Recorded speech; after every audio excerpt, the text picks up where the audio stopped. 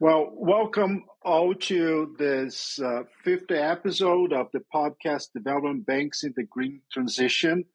I'm Rogério Studart. The episode is about multilateral development banks reform. This podcast is a product of a project that CEBRI and the Center for Global Development is developing in partnership, called Enhancing Resource Mobilization for Sustainable Investments Through Multilateral Development Banks Partnerships with National Development Banks. It's a long title and it's a long theme. It has 6 episodes, and where we explore what is meant by green transition, the role of financing, promoting, and particularly how development banks working together can help accelerate such a transition.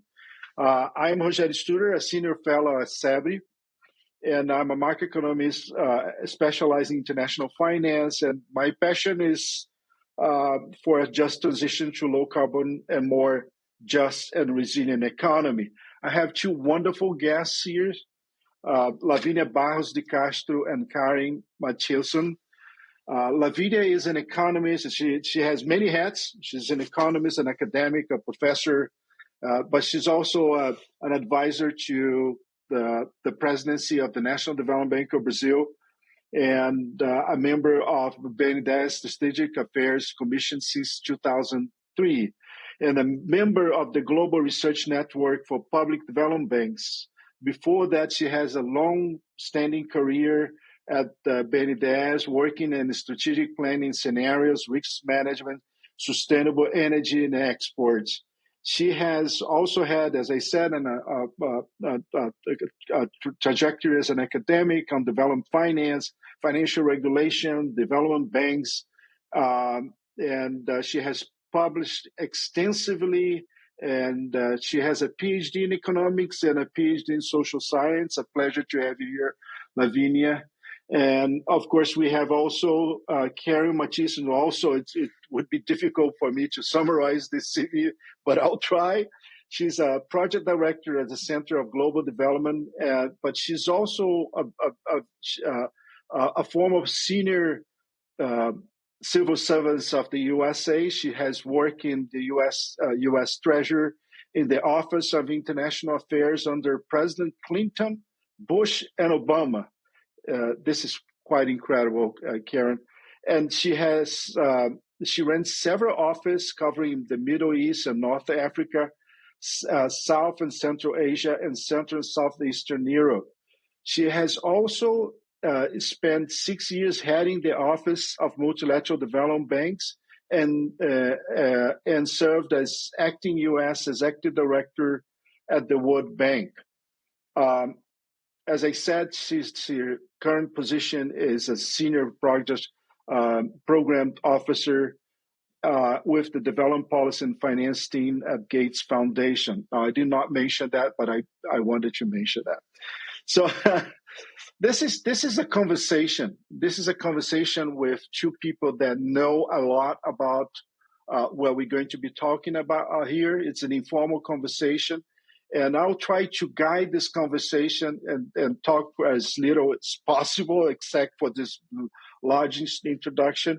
And we're going to have 3 questions that is going to guide our conversation. So unless you want to add anything to what I have said, Karen or Lavinia, I think I could go straight to the questions. Do you have any further questions? Did I present you well? I know I wish I could have more time for that, but let's go to the questions. I think that we all know that one of the challenges that you have nowadays to mobilize resources for development in general, but particularly for development in a moment of climate crisis and emergency, when you need a significant level of investments to address both, to do the transition to a low carbon economy, but also to increase resilience for the consequences of climate change. So given that the issue of mobilized resources is so significant, how do you think that national and multilateral development banks could be working more closely in order to mobilize these resources? May I start with Karen?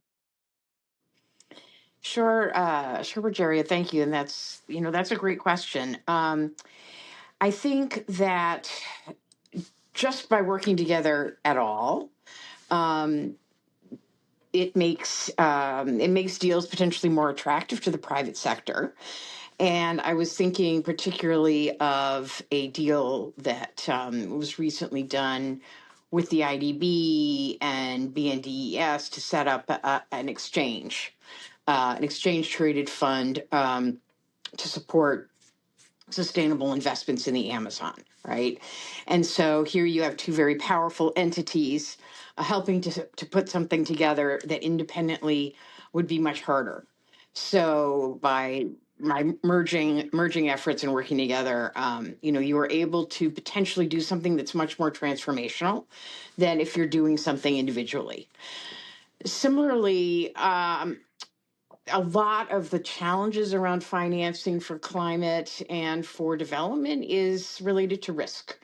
A lot of these investments are considered high risk. They may not be, but they certainly are perceived to be that way. And so I think a really, really good opportunity for national banks and multilaterals is to share risk. And again, by doing that, by off-taking risk, they have a better chance of bringing in the private sector. So I think that's really important. And I think, as an example, the IDB has approved a foreign exchange swap with BNDES that provides more certainty in terms of borrowing.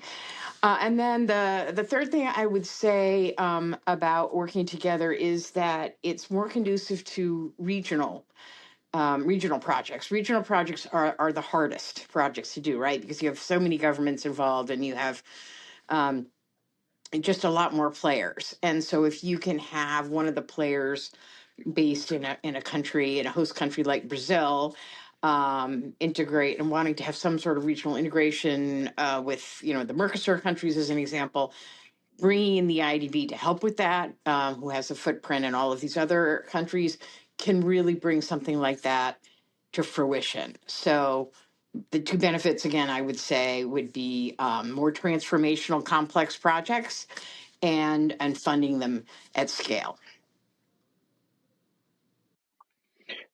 But let me just ask Carrie before giving the floor to Lavinia. When you're talking about the Forex exchange swap of the IDB, is that in the context of the EcoInvest, this platform that they created together, the Ministry of Finance? Yeah. That is yes. Go ahead. Yeah. And so that would be an example of innovative finance, which was, I think part of your question as well. And the other examples I think you'll be familiar with are blue bonds, green bonds. I think the jury's still out on whether those are really cost effective and impactful. We're still in early stages, but absolutely, that would be another good example where you're seeing quite a lot of energy and interest. Thank you, Karen.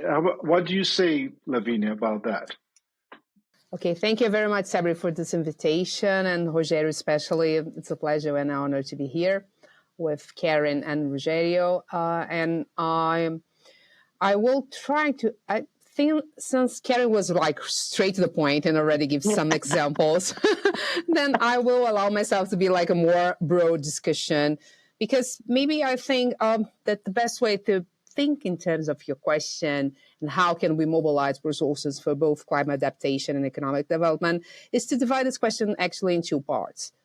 Because, first, I think we should ask ourselves why there is such a gap on the money we need and the money we have for climate adaptations. And I think there are structural problems that's not going to be solved easily, but we still have to work on that. And that involves sometimes some profound reforms in the financial international system. Okay, and the second, then we can think in terms of what to do to mobilize the resources, being more practical. So I think we should actually what is our challenging? We are talking about an extra annual spending between now and 2030 of 500 billion in low-income countries and 2.1 trillion in emerging market economies to meet the 17 SDGs. So being realistic, the billion to trillion approach has not delivered. Although we can clearly see some improvements in green finance. So I think first we have to recognize the context we are living now. I mean, we are living under, in some sense, like how can I say, facing a turbulent times or perfect storm or whatever expression you want to use, but we are facing like high geopolitical risk. Mm-hmm. Yeah, first. After the pandemic, which instead of leaving no one behind, made the poor even more behind, then we have Ukraine war, then we have this terrible situation with Israel and Gaza and Lebanon, not to mention the tech war between China and US. So globalization, multilateralism are on check in some sense. So we have this difficult environment in terms of geopolitical risk. We have dire financial conditions. More than 50 countries are in debt distress. So we need to discuss debt restructure. I mean, if we don't start with the macroeconomic questions, it's going to be, I mean, it's not only making platforms and collaboration that we're going to solve the problem. So we have to think in terms of the structural problems. We have these major demographic shifts of the technology discussions in terms of the risk of the impacts on jobs, inequalities, energy, and water that, for example, artificial intelligence brings. So we have these new challenges and the worst thing, we are already facing global warming. So I think we should start in this context, in this different context, and realize that the investment gap is the core of the things we have to attack, but it's like very difficult in terms of things that it's not going to be easily solved. Okay, so recognize that, I think, is the first element. And then the second element, I think, is that we have to think in terms of these investments that we are talking, they're hard to do because we have to abandon investments that are more profitable. And they are so this investment from green transition is expensive to implement. They are less profitable and will continue to be for some years. I mean, if they, whenever one day will arrive, I mean, a lot of climate and relevant investments will not create a positive cash flow or not high enough to meet risk-adjusted return expectations. So we will need public money and private money together. We will need grants. We will need concessional finance. We have to understand that we have to attract the private sector, but we also need some subsidies here, okay? Some grants and taking some risk. And taking some risk should not mean taking all the risk. It's not to put all the risk in the public sector and no risk for the... So we have to de-risk and share risk and understand that we will need some concessional money. So saying that, I mean, recognizing this context, I think, is very important. The second thing I should highlight here, not only the context and not only this difficulty of how to finance those. The third thing is we need patient finance. But the good news is that we have 513 public development banks in the world, national development banks and multilateral development banks. So we have a lot of institutions. We don't have to create any one, but we have to give more capital to those institutions. What they do, like in terms of annual commitments, is about 140 billions for low and medium income countries. So this is less than 5% of what we need to fulfill the SDG. So first we have to mobilize capital and then make them bigger. But to make that bigger, first we have to solve capital on these institutions. There is a lot of discussion in how to put more capital in these institutions. One of the things we have been discussing is the special drawing rights, which is interesting. And now it's available for multilateral development banks since the last IMF board decision. But maybe we should use them also for public development banks. I mean, with small structure of capital, you cannot leverage money. It's going to be like very difficult. Second, we have to address some macroeconomic things, like, for example, debt restructuring for poor countries. Otherwise, they won't have ways to attract private sector. So this is important to think. And also big things like in terms of taxes, we can create incentives, some taxes incentives for green finance. This is also important. We have to think in terms of financial mechanism that we use to think, but we also have to think in terms of the big bottlenecks we have in macroeconomic terms. And also, of course, we should also have questions in terms of voice and participation. But Karen already mentioned the idea of de-risk.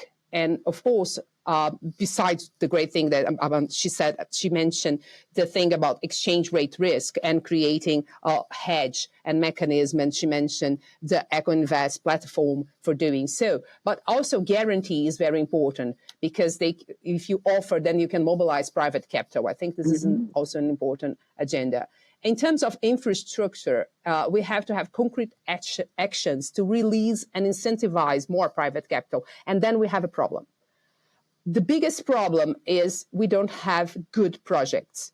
So we need also to support project preparation and capacity building. I think this is a very important thing. Okay, I think I can stop here because I already talked too much, but we can. I think that I should have started with you, Lavinia, because I think what you're saying complement very much with what Karen said. Basically, you gave in a big picture. This is a complicated topic. We're very much behind in terms of mobilizing resources, and we have that there is a need for extremely innovative approaches. And what Karen was saying, basically, and I think you agree with that, if there are institutions that are looking for innovative approaches to the issue of mobilization of resources are the development banks. I mean, you have the private sector is doing other innovations, but when it comes to mobilizing resources for development and transition, the development banks have been doing for quite a while, and they're still struggling to do that. And once you get the political will to move ahead, you have the instruments. So can I go back to the issue of the instruments and complementarities? Perhaps, Karen. Yeah. As you see that there are different strengths in multilateral and in national development banks, and they complement each other. In your view, how can they complement each other? Yeah. Well, first, I want to say thank you to Lavinia because she did a beautiful job laying out the context, and that is a good starting point. And it is really overwhelming, right? I mean, when she talks about this investment gap, it's trillions of dollars. And so that's the real challenge of how do you bring the different sources of capital together to meet this challenge. And some of that will come from countries themselves, domestic resource mobilization, and the private sector and the official sector. And at the end of the day, the private sector, private capital is by far the largest amount of capital, but, it flows to where there's a return, right? It doesn't necessarily flow to where there's impact. So you have to help mobilize that. And I think one thing that's important to talk about here is how that we've fallen very far short in terms of mobilization goals. So there's been a lot of talk about billions to trillions. It's billions in official assistance would mobilize trillions, and that has not happened. We're barely at 1-to-1, and that is where these institutions are so important because they can bring forward the tools, the instruments that can help channel the capital to support development objectives and support climate objectives, which of course are mutually reinforcing. And so, among those there are all kinds of instruments to help mitigate risk. And for the World Bank is unique in that it has, I think, the only global insurance facility, the MIGA, Multilateral Investment Guarantee Agency, and they will often political risk. And then you have other blended finance vehicles that might do the first loss risk. You have the IBRD that can offtake policy risk, say off-taker risks and so on. So the important thing is to try to find a tool or an instrument that is able to respond and mitigate the risk that keeps the private sector from investing in something. And so I think we're moving along in that direction. But to be perfectly honest, one of the real challenges is that the MDBs themselves are quite risk averse. And I noticed before we started this conversation that Brazil's development bank is rated BB, whereas the IDB and the World Bank and other major development institutions, they're rated AAA. And it's the AAA that makes it extremely difficult for them to take on risk, because securing that AAA is kind of first and foremost in the minds of the folks who run these institutions. So one question I have is, is it possible for Brazil's development bank to take on more risk, and by working together, can they mobilize more capital? So that's just a theoretical proposition. I don't know. But I think that's important that's certainly a potential. The other thing I wanted to respond to that Lavinia mentioned is debt. And she's so right. I mean, it is the magnitude of the debt crisis now. It's particularly for sub-Saharan Africa, it's really, really curtailing development objectives, because so much funding now needs to go to service debt and not invest in human capital and other absolutely critical sources of growth over time. And I think the current system is not working very well. One innovation is the so-called pause clauses, that in the event of a climate emergency, some countries can pause repayments, and that's already built into their contracts. They don't need to negotiate it. And that can enable funding to continue to go towards the vital needs, including potentially reconstruction. But it doesn't get at the underlying systemic problem. And I'm glad Lavinia raised that, but I don't have a good answer for that. And then finally, I think on the project pipeline and capacity building, that's a great point as well, and something where the development banks, national and multinational, it's just absolutely critical. And what development banks can really bring to the table is the origination capacity in their own countries, because they know it. Origination capacity is not done well from a distance. And so I would suspect that that's a real advantage that the national banks can bring to the table, is knowing the domestic situation so well and being better able to identify opportunities. So let me stop there. I hope that answered your question, Rogério. It's a bit all over the place right now.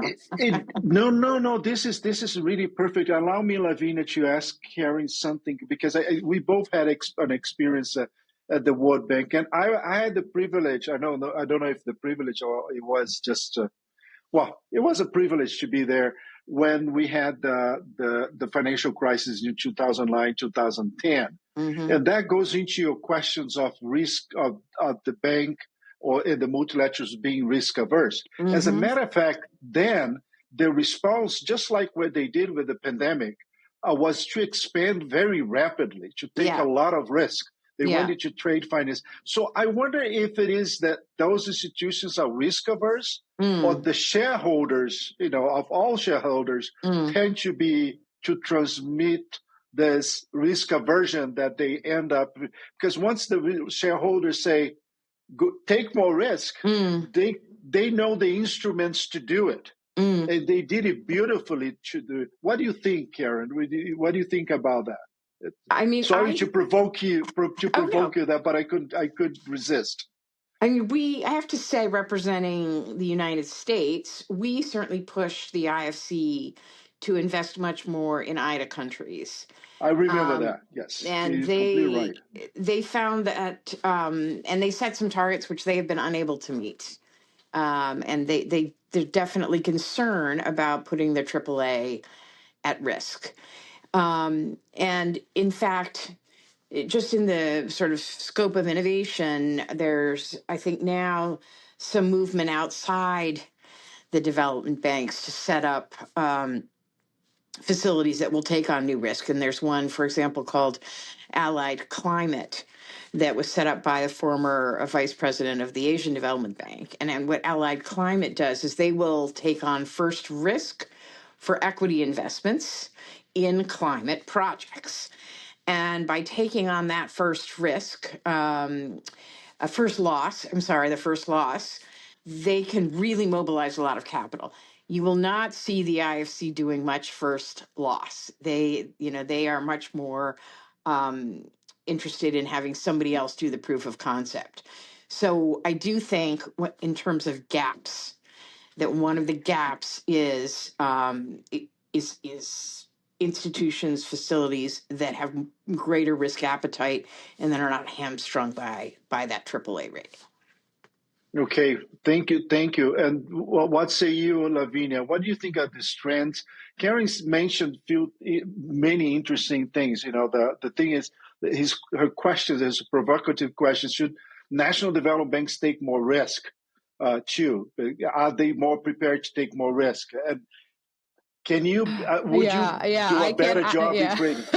I have an answer to your first question, but then Karen was so provocative that I have to comment. And I think it's so interesting that, I totally agree. They are risk averse. And the point is, what challenges me is that the rich, which are AAA, are risk averse. Shouldn't be the opposite.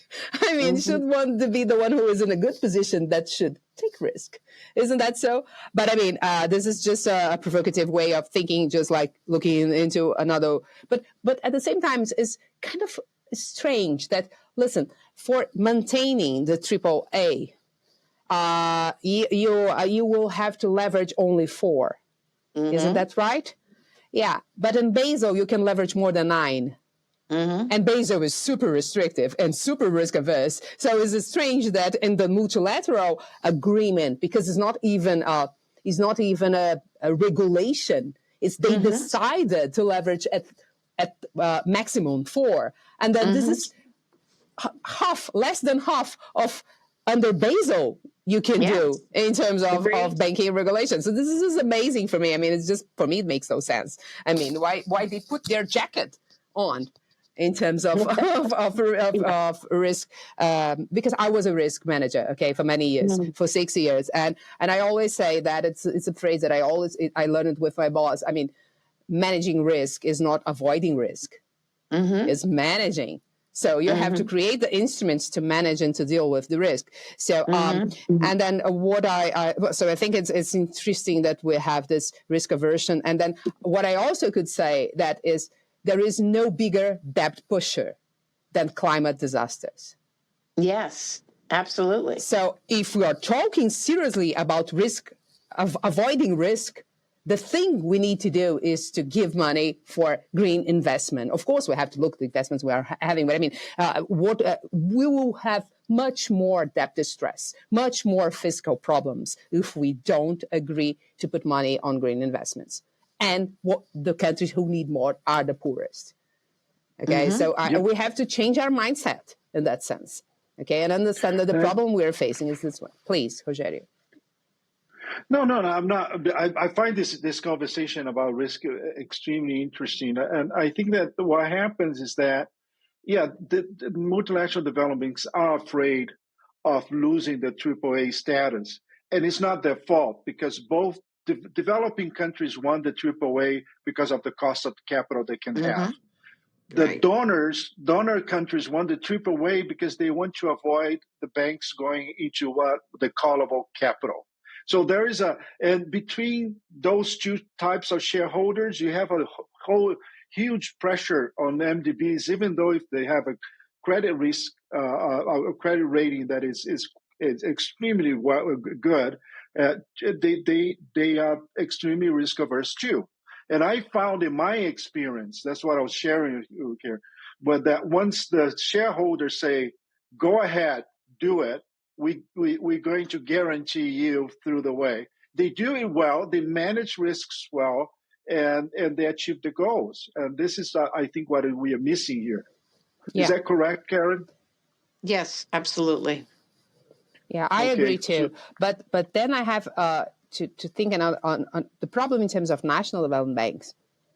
We have many, as I think, I mean, of course, I have the impression from Brazil, we have many regulators and many fiscalization things. And we have a governance problem in terms of you are responsible personally for the credit you give. So that makes people a little bit risk averse in terms of, because there is a responsibilization issue in your personal level. I mean, and so this is quite challenging. And so we have to rediscuss governance and responsibility. And we also have to have funds that you can lose. I mean, one thing that you cannot, let me say, okay, you can, every bank, private bank, you will have money that you can is like a loss fund. You have a stop loss rule, and you have some money that you can lose in some project, and you don't have that in public administration because it's considered bad administration. But you should. But I mean, let me explore. Please, Lavinia, let me explore something that Karen said about pipelines. I mean, national development banks should be able to manage better risks because they have more contact with developing the pipeline. Is that your perception too? Because Karen is right. I mean, it's very difficult for the World Bank to manage risk from the origination of projects. But national development banks, they are very much in contact with, much closer contact with the markets. Is that your perception too, that risk management is much better coming from the National Development Bank perspective? Okay. Yeah. Yes and no, and I will explain that. I mean, of course, they have better information in terms of projects and local. And so in some sense, credit risk can be more easily perceived by those banks. But those institutions in general need some forms of guarantees because of their policies and so on. And what happened is they have like macroeconomic vulnerabilities and a lack of guarantees, for example, for a small and medium enterprise. So they avoid the risk in the same way. I mean, what they do have in terms of it's the more capacity to understand a project risk and local situation. But that doesn't mean that the project will be riskier, less riskier. It's going to be more risk sometimes. So, PDBs are particularly well positioned to understand the social and the political context necessary for a just transition. This is another advantage. They bring like valuable local knowledge and experience. So this is also something that they can better understand the specific needs and circumstances of each country. And also, they have this role of giving local currency financing. But it's very expensive. Credit is very expensive. Interest rates are very high because macroeconomic conditions are very volatile. So they have better information, but worse macroeconomic conditions. And the market and the capital markets is underdeveloped. So they don't have guarantees. They don't have cost affordable for the projects. And they have a lot of volatility. So market risks are, in some sense, higher. I mean, for this is perhaps, Lavinia, perhaps, Karen, let me ask you this. This may perhaps be one of the biggest advantages of multilateral development banks working together with national development banks, finding ways of de-risking exactly in a competitive way. What do you think? Sure. Yeah, please, yeah, Karen. No, I think that's what I was trying to emphasize initially, is that if you can have each entity offtake different kinds of risk, credit, political, first loss, whatever that is, then you're more likely to be able to mobilize more of the private sector money. So it absolutely makes sense. Yeah. And interesting that you started, Karen, talking about innovations that multilateral development banks have been creating in order to help manage risks better. And national development banks have been doing the same thing. Lavinia, you wanted to say something? I stopped. Yeah, I think it's important to consider that. I mean, cities plays a crucial role for sustainable development and the SDGs. I mean, and NDBs can have like direct and long-term relationships with municipalities and local governments. So, like for example, for greening cities, it's very important to have development banks, national development banks, engaged in those projects because they can make the bridge between the municipalities and government and also the private sector. But MDBs can help a lot. I mean, first, they have this issue of developing guarantees and de-risking, which is very important. Also, bringing money with lower cost, so we can make like blend, and especially if we have some mechanism of hedge, in terms of hedge, then we can put the money together and leverage much more resources. So this is very important. Another thing I believe that MDBs can help on not only developing capabilities, but also helping for activities like monitoring and evaluation that many times public development banks do not have well developed. Okay, so this part of contributions in terms of capabilities and skills, and also helping on auditing, monitoring and evaluation, learning to creating platforms to put everyone together, and also giving the experience they have, the great experience they have in terms of project building, working with to enlarge the portfolio of projects for infrastructure, for example. So I think there is a lot of room for working together.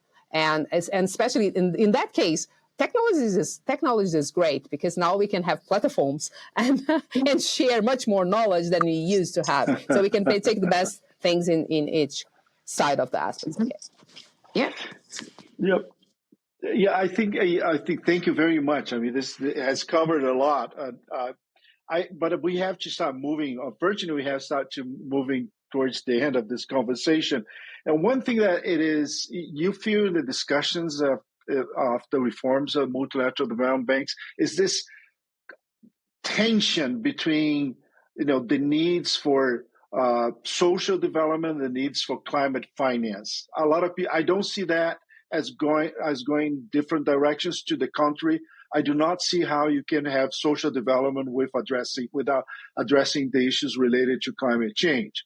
But how do you see this tension, and how could you move, forward in these discussions on climate finance and social inclusion and development? Karen, go ahead. You have written quite a lot about IDA in the discussions of IDA replenishment. And I suppose that those questions must be fresh in your mind. Yeah. I mean, I do see a tension. I think there are some areas where they're fully complementary. If you're going to do an agriculture project, you're going to have a climate component. Transportation, you'll have to have a resilience component. But, there are things there like maternal and child health, that may not necessarily have a climate component that are incredibly important. And, health systems and capacity building, public sector reform, capital market development. There are a lot of priorities. And what I think is important, I think it is important to acknowledge that, because I think in the reform process at the World Bank in particular, it was frustrating for some of the developing countries to be told, no, there are no trade-offs. No, there are no trade-offs. And I think that was a bit of gaslighting, to be honest, because I think, there are some trade-offs and decisions and choices that need to be made. I also think that poor countries in particular have really gotten an incredibly raw deal, right? They're really bearing the brunt of the impact of climate. They're in the hotter places. The climate events are more extreme, and the welfare impacts are huge. And so that it is not unreasonable for them to expect additional funding on concessional terms to help them deal with this. But there's a terrible scarcity of concessional funds.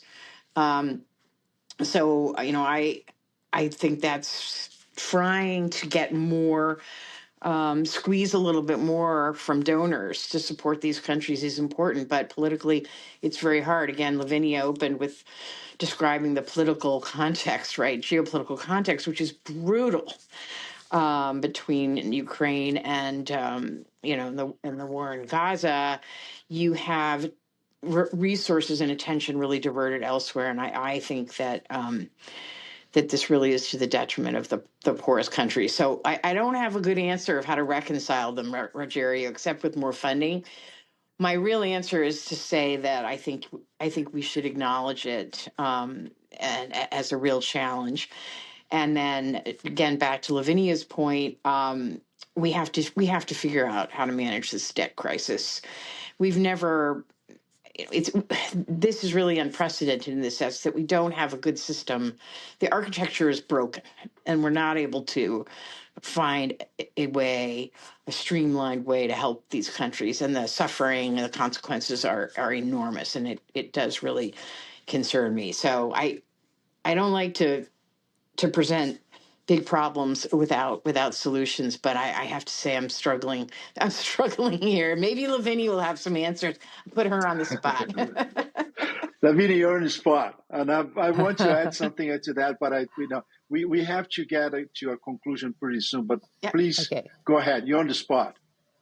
Now, okay. I mean, we have José Antonio Ocampo here another day discussing exactly those things in terms, and one of the things that he recognized in terms of this debt discussion is that as you mentioned, we have a lack of regular institutions mechanism to manage debt overhangs. We only have the Paris Club and the case-by-case negotiations.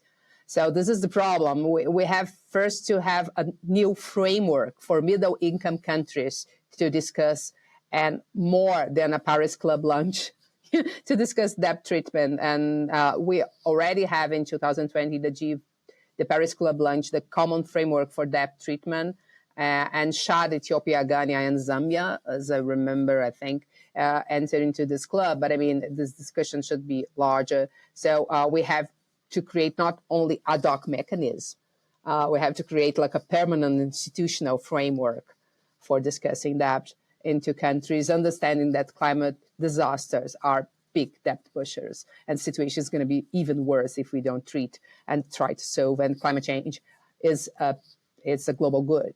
I mean, it's a public global good, and we have to think together about that. So, I mean, it's not an answer, but it's a diagnostics, I would say.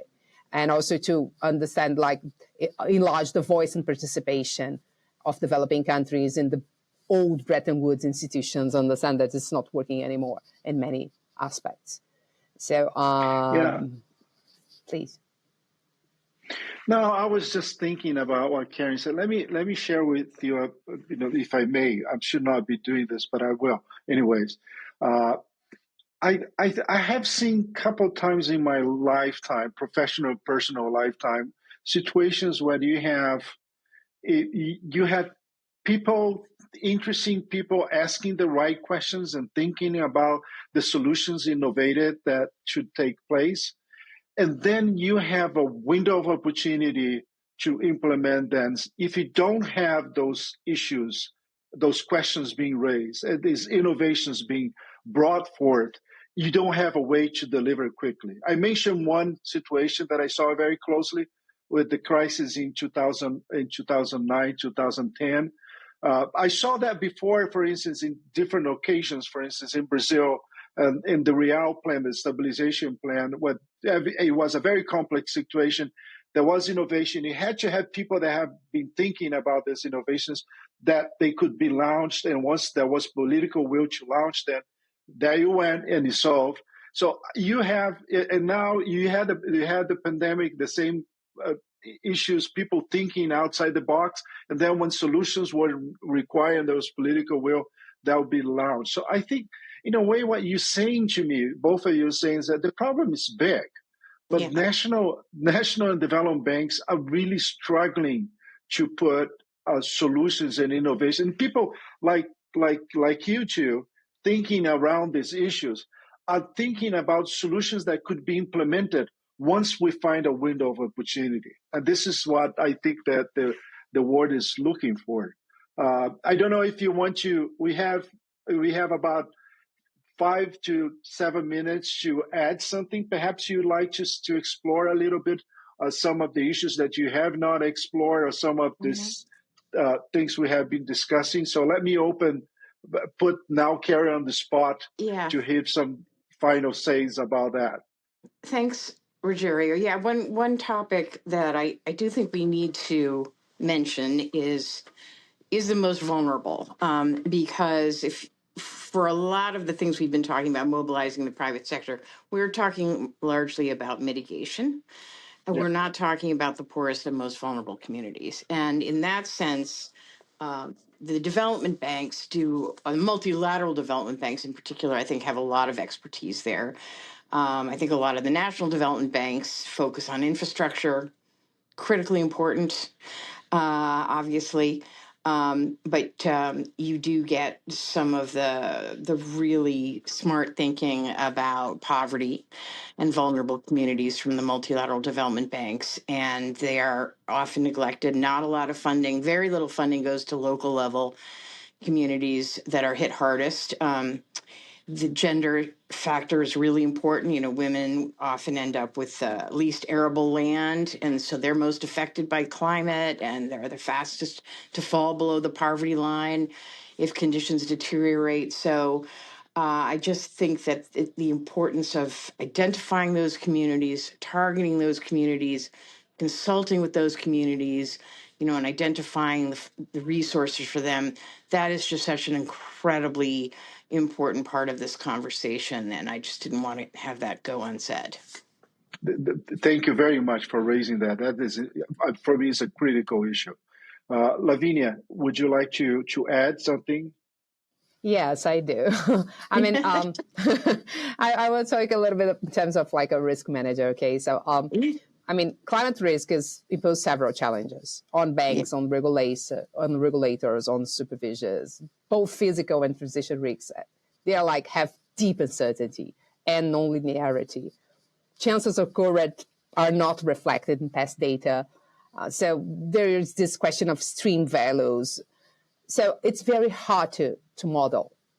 And what I think is people are too obsessed in trying to model those things. And I think this is not going to happen. I mean, there is no way of finding a perfect model. And so maybe I think we should move a little bit and understand that we have, instead of trying to find the perfect model, and regulators should change their mind and think in terms of we need to green, more important than finance green new investments, is to green brown investments, okay? And you won't have the perfect model. So maybe what you could do is to give incentives. Instead of asking for more capital, you should give incentives in terms of capital for greening brown investments, for example, or to new green investment. Try to think in terms of incentives and not in terms of capital demands. I think if we change our mind in that sense, that will be very important. And also another thing that I would like to introduce as an idea is that being a risk manager for many years, as I mentioned, I only think in terms of dealing with climate risk, maybe you should agree that you won't have you won't have exactly the good model, but you can treat it in terms of a little bit of thinking in terms of probability and impact. And how can you reduce the probability and how can you reduce the impact in terms of climate disasters? Increase the impact. Okay. Reducing the impact of the disaster and reducing the probability of the disaster. And you should think in terms of actions for the short term, middle term, and long term. If you're thinking I think you could think in terms of a matrix, short, medium, and long term. Probability, and then the other axis is going to be probability and impact. And then think in terms of actions. So be practical. Go out of the models and think what you can do to reduce the probability Sometimes it's very easy things you can do, and you reduce the probability of the event. Sometimes it's long-term, it's like changing the infrastructure, but sometimes it's just like managing the streets, the garbage on streets.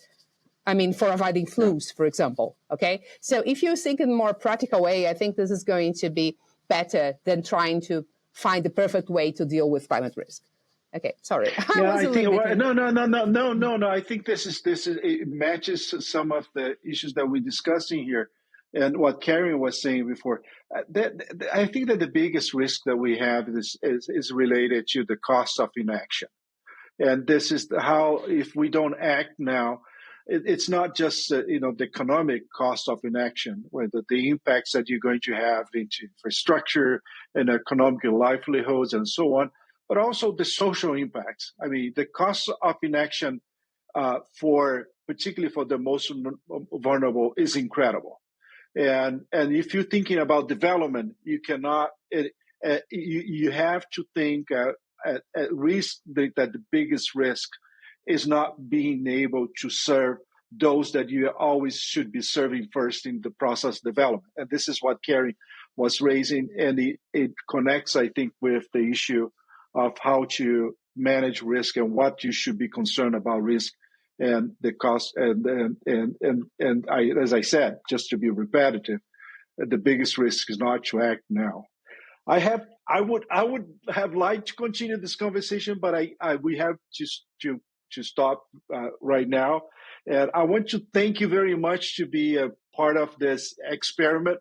I've never done the podcast, but I could say that I learned more. I normally say that I like conversations that I learn from, and I learned a lot in this conversations, in other conversations, in the podcast. It was a real privilege to me to do this, and this was a product of a project that I'm very grateful. We from CEBRI are very grateful that the Center of Global Development decided to partner with us on the enhancing resource mobilization for sustainable investments. As I said, it's a long title, through multilateral development banks, partnerships with national development banks.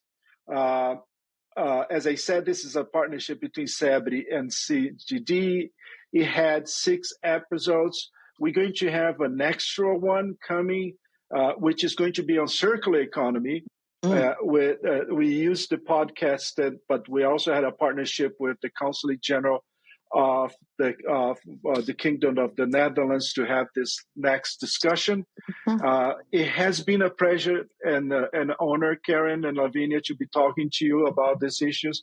Thank you very much. I hope that next time that I produce a podcast, I'll be better, and I want to ask you to come back to the next podcast. Thank you. Thank you, Rogério. Thank you so much. It was great. Thank you, Karen. Right. Great observation. Thank you so much. I learned a lot.